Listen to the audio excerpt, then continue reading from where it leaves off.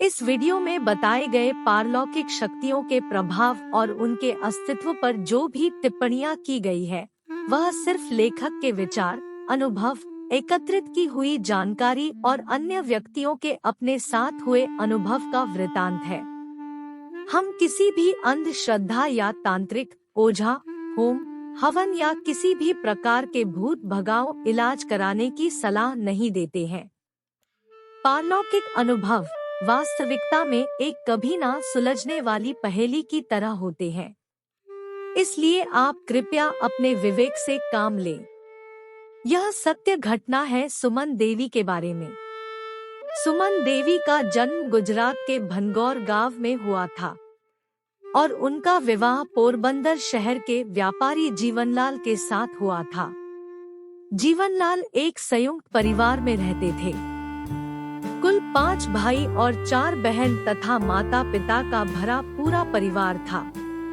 सुमन देवी ने एक पत्नी और बहू होने के सारे फर्ज निभाए, तन मन से अपने ससुराल वासियों की सेवा की। पर सुमन देवी को बदले में सुख नसीब ना हुआ। सुमन देवी की सास और ननद सुमन देवी के साथ जानवरों जैसा बर्ताव करते थे। उनके गहने कपड़े भी छीन लिया करते थे। बीमार होने पर और गर्भवती होने पर भी सुमन देवी से घर का काम कराते थे। घर का काम करने और परिवार की सेवा करने के बावजूद सुमन देवी को दुख और तकलीफें मिलने की वजह से उनका जिंदगी से जी भर गया और तकलीफ में खुद के पति को अपने साथ ना पाकर सुमन देवी ने जिंदगी का दामन छोड़ दिया।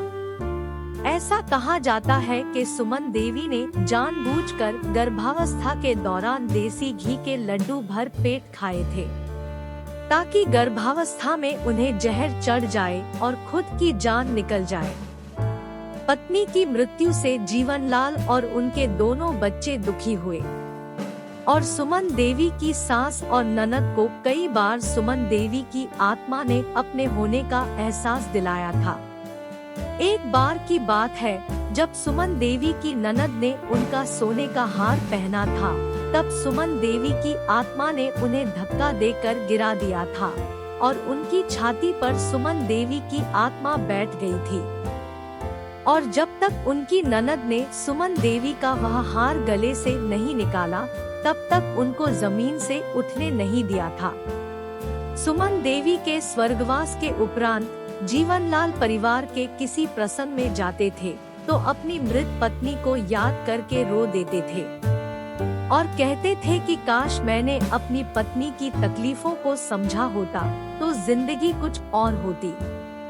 सुमन देवी की सास दिवाली बहन का स्वर्गवास भी 103 वर्ष की आयु में हुआ।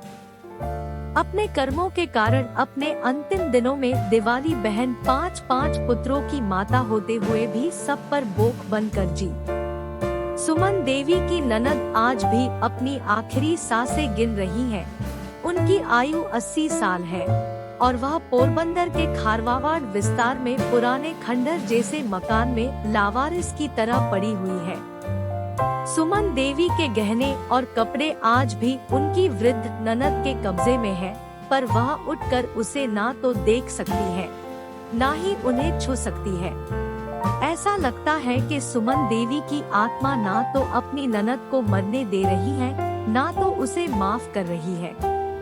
पारलौकिक अनुभव वास्तविकता में एक कभी ना सुलझने वाली पहेली की तरह होते हैं। इसलिए आप कृपया अपने विवेक से काम लें।